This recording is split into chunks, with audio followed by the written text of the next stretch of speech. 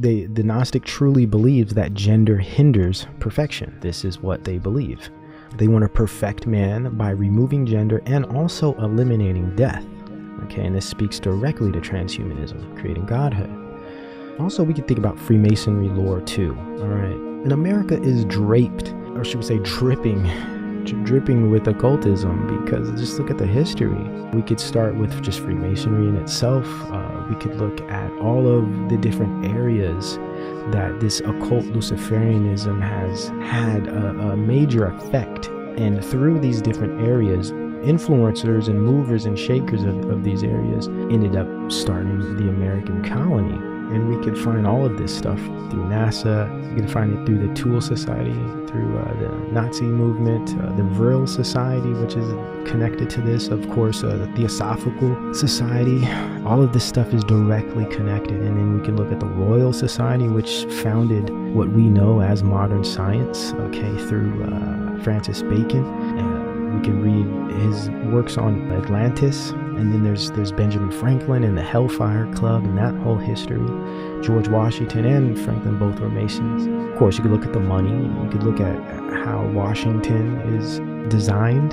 It's pretty creepy when you look at all these connections. Okay, none of this stuff can be denied. This is just truth here. This is just what we have to deal with. But it's a way to get an understanding of where America comes from, American culture. They cherry-picked aspects of the Bible, but these weren't Christians, right? The forefathers were not Christians, right? They were Luciferians.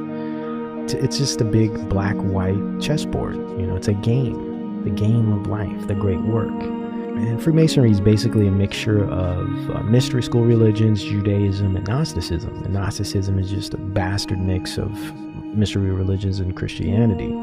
So basically, America was founded on Masonic and Gnostic principles, of course, with cherry picking of biblical aspects, and science as well. Science, as we know it, the Royal Society and the scientific method and the Enlightenment era were all occultists to some extent, Luciferians.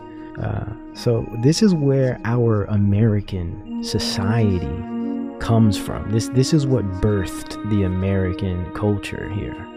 So I'm just trying to give a little history to some of this. But I'm talking about those who know, those at the top, those who are spending billions to push this on the population. This has to do with not only destroying man and trying to create this philosopher's stone through the destruction and removal of gender, but also this indirectly, or I would say directly, destroys Christianity and the Christian worldview, right? And all the work of Christ.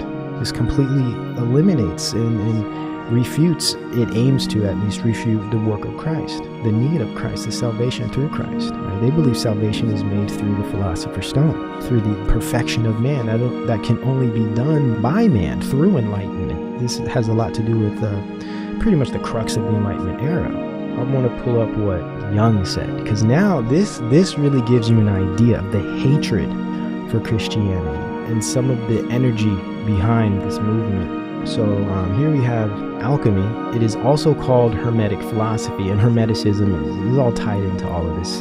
Though of course that conveys just a little as the term alchemy. It was the parallel development, as narcissism was to the conscious development of Christianity. So what he's implying here is that Hermeticism was parallel in its construction or in its development. It was parallel to alchemy, just like narcissism was parallel to the conscious development of Christianity. So what he's doing is he's equating narcissism to Christianity. It's so backwards. It's absolutely backwards, because when we really understand alchemy and understand Gnosticism, it in itself is actually narcissistic and a form of narcissism, because godhood, the endless search for godhood through your own enlightenment, becoming a god by way of yourself and only through yourself, I would say is probably the most blatant and most obvious example of narcissism. But it's weird how they kind of flip it.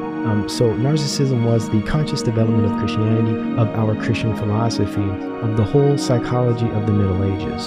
So that's just really, really funny. He says, the idea lies concealed here that Christianity is only concerned with the problem of salvation, with the salvation of man, whereas alchemy is concerned with that of the whole of nature. Carl Jung in Modern Psychology, Alchemy, page 61. Now, unfortunately, we find this with a lot of atheists, we find this with a lot of agnostics and Muslims and non-Christians in general. They make these arguments against Christianity that are, for one, straw man argument, and two, they're proof that they've never really read the text. And if they did read the text, they didn't read it with intellectual honesty. They read it with ulterior motives, and their ulterior motives were based in proving it wrong, or they read it in just trying to look for mistakes, or just trying to find slip-ups or inconsistencies, instead of actually reading it and trying to understand fully what is being said,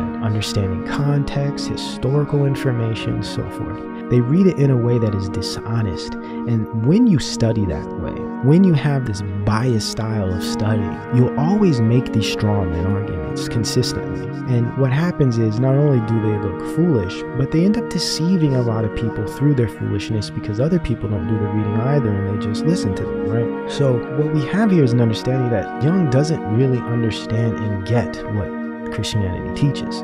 It's not that Christianity is only worried about man's salvation because it's narcissistic. It's because everything else is in its proper order by way of God. God has created nature, he's created the laws of nature, he's created the order of nature and mankind, the order of earth, and God gave all of these things to man. So in a sense, everything revolves around mankind. When you understand this, there's no way to consider that narcissistic, because we understand who God is and what he did here. And we understand what he did and how he sees nature. For him to not understand that is proof that he just didn't read it honestly. And we see a lot of these types of straw man argument in non-Christian, non-believer groups.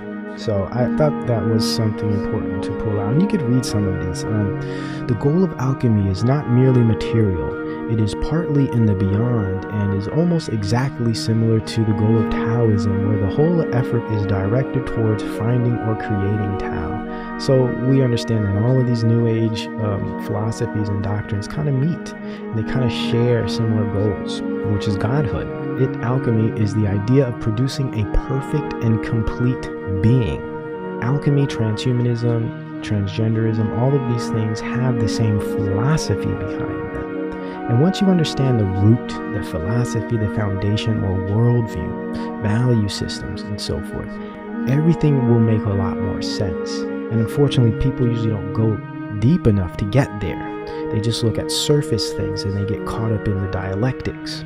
But actually, all of these things are saying the same thing, and they have the same goals. We see here the perfect and complete being, a being which has redeeming effect and which has many names, panacea, the philosopher's stone. Just by their own words exposes the goals and the intentions and the inconsistencies.